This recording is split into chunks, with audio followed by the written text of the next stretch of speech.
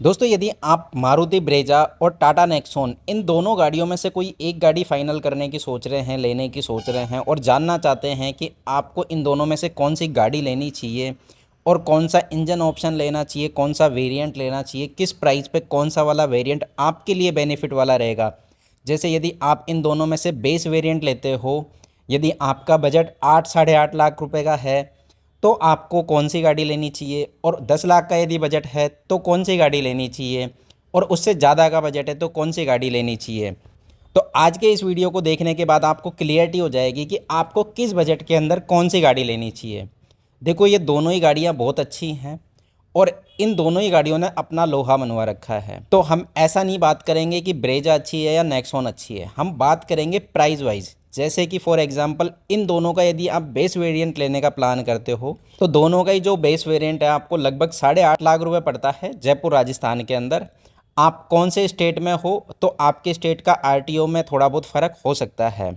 अब देखो, base variant यदि हम देख रहे हैं तो हमें फिर ये भी देखना होगा कि नेक्सॉन बेस वेरिएंट में क्या ऑफ़र करती है और ब्रेजा बेस वेरिएंट में क्या ऑफ़र करती है। तो देखो, ब्रेजा के अंदर कुछ चीज़ें एक्स्ट्रा है जो नेक्सॉन से एक्स्ट्रा मिलती है। जैसे नेक्सॉन का जो बेस वेरिएंट है इसके अंदर आपको 5 स्पीड मैनुअल गियर बॉक्स मिलेगा, लेकिन ब्रेजा में आपको 6 स्पीड मैनुअल गियर बॉक्स मिलेगा। दूसरी एक और चीज़, ब्रेजा में आपको रियर एसी वेंट्स मिलेंगे जो कि आपको नेक्सॉन में देखने को नहीं मिलेंगे। ब्रेजा के अंदर आपको डीफोगर मिलेगा, रियर के अंदर डीफोगर देखने को मिलेगा जो आपको नेक्सॉन में देखने को नहीं मिलेगा। इसके अलावा ब्रेजा के अंदर आपको चारों की चारों पावर विंडो मिलेगी, लेकिन नेक्सॉन में सिर्फ फ्रंट पावर विंडो मिलेगी आपको। तो बेस वेरिएंट की यदि मैं बात करूं तो रियर एसी वेंट और रियर पावर विंडो, ये दो चीज़ें एक्स्ट्रा ऐसी हैं जो ब्रेजा को ज़्यादा अट्रैक्टिव बनाती है लेने के लिए। तो यदि आप 8 साढ़े 8 लाख रुपए में गाड़ी लेना चाहते हो तो ब्रेजा का जो बेस वेरिएंट है वो ले लीजिए, वो ज़्यादा बेटर ऑप्शन है लेने के लिए। बस इसमें आपको दो चीज़ें करवानी पड़ेगी, एक तो आपको स्टीयरिंग कंट्रोल्स ऐड करवाने पड़ेंगे और दूसरा इसमें एक अच्छा सा म्यूजिक सिस्टम और टच स्क्रीन लगवानी पड़ेगी। ये सब लगवाने के बाद आपको इस गाड़ी के अंदर किसी भी चीज़ की कोई कमी महसूस नहीं होगी। अब सेकंड बेस वेरिएंट में जब हम जाते हैं ना, तो ये वाला जो वेरिएंट है यहाँ पर नेक्सॉन का जो वेरिएंट है उसको लिया जा सकता है, क्योंकि उसके अंदर आपको एक तो टच स्क्रीन मिल जाएगी, चारों की चारों पावर विंडो मिल जाएंगे और स्टीयरिंग कंट्रोल भी मिल जाएंगे। तो यदि आप सेकंड बेस वेरिएंट लेने की सोच रहे हो तो उस सिचुएशन में आप नेक्सॉन की तरफ जा सकते हो। अब नेक्सॉन में एक चीज़ और आपको एक्स्ट्रा मिलेगी कि आपको इसका जो सेकंड बेस है वेरिएंट है स्मार्ट प्लस, उसके अंदर 50,000 रुपये एक्स्ट्रा देने पर आपको स्मार्ट प्लस एस का भी ऑप्शन मिल जाएगा, जिसमें आप सनरूफ लेना चाहो तो वो भी मिल जाएगी। और नेक्सॉन को एक चीज़ और थोड़ा सा आगे बढ़ाती है इसमें, वो ये स्टेपनी। अगर आप ब्रेजा परचेज़ कर रहे हो तो ब्रेजा में आपको स्टेपनी अलग से परचेज़ करनी पड़ेगी, नेक्सॉन में वो आपको साथ में मिलती है। और बात करते हैं, यदि मान लो आप पेट्रोल के अंदर नहीं देख रहे हो, base variant second base variant नहीं देख रहे हो, आप देख रहे हो सीएनजी।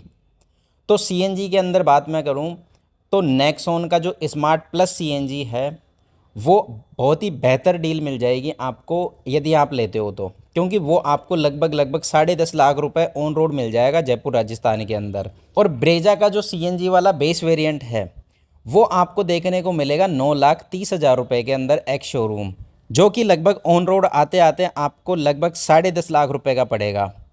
लेकिन 10.5 लाख रुपए की यदि मैं बात करूं तो आपको यहाँ पर जो नेक्सॉन का वेरिएंट मिलेगा वो मिलेगा स्मार्ट प्लस।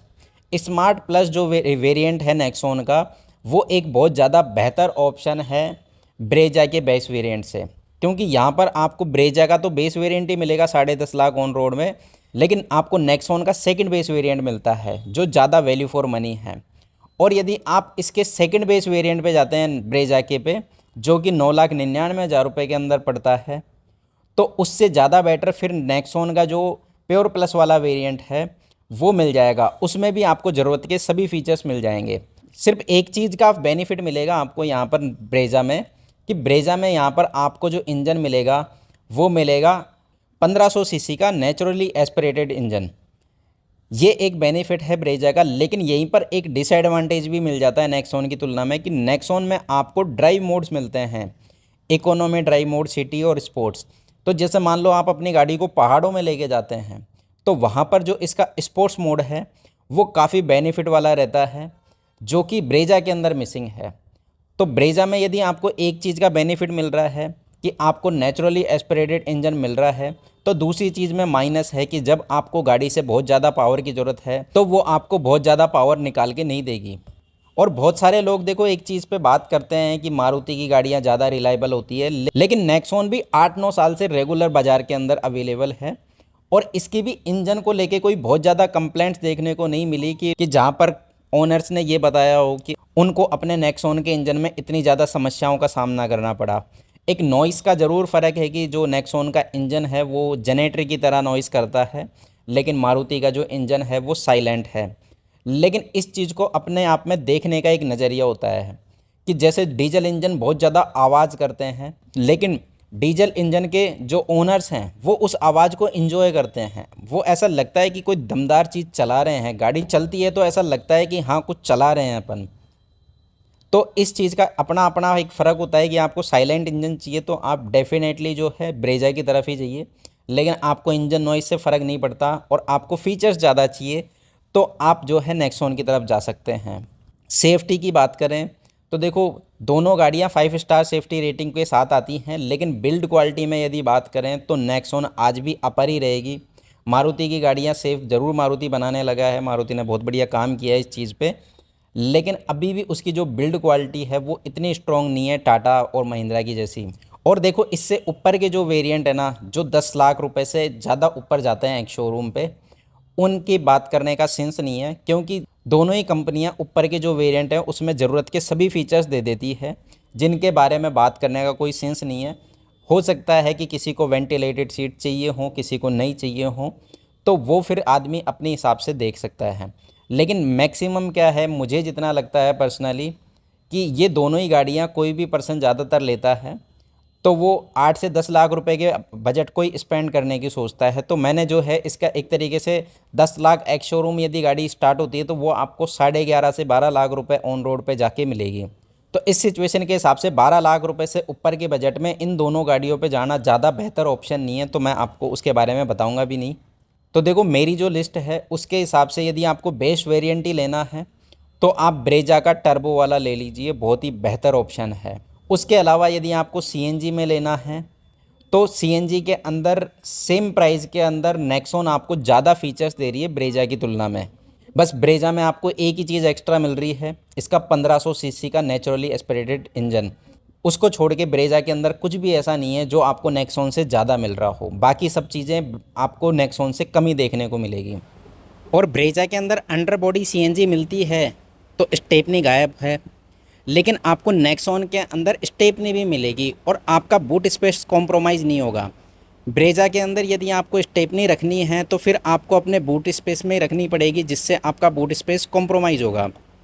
तो बेसिकली ब्रेजा के अंदर अंडर बॉडी सीएनजी आने के बाद भी आपका बूट स्पेस कॉम्प्रोमाइज़ होगा या फिर आपको कॉम्प्रोमाइज़ करना पड़ेगा स्टेपनी से। तो दोस्तों इन सब चीज़ों से आपको ये तो समझ में आ गया होगा कि आपके लिए कौन सी गाड़ी लेना बेहतर रहेगा।